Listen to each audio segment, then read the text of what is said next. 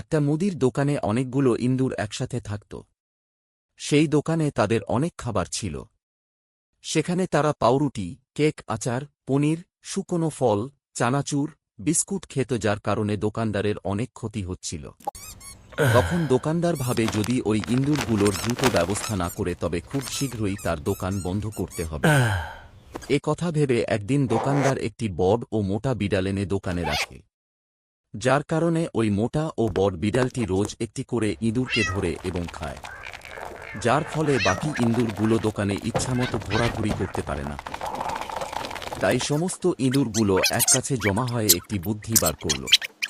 তাদের মধ্যে একটি বিড়াল বলে, যদি আমরা বিড়ালের গলায় একটি ঘণ্টা বেঁধে দিই তবে সে যখন চলাফেরা করবে তখন তার গলার ঘণ্টা বাজবে, তখন আমরা সতর্ক হয়ে যাব এবং যে যথা পালিয়ে যাব। তখন সবাই ওই কথা শুনে অনেক খুশি হল। তখন ইঁদুরদের মধ্যে একজন বুদ্ধিমান ইঁদুর বলল, সবই তো ঠিক আছে, কিন্তু সমস্যাটা হচ্ছে বিড়ালের গলায় ঘণ্টা বাঁধবে কে? এই কথা শোনার পর তারা সবাই চিন্তিত।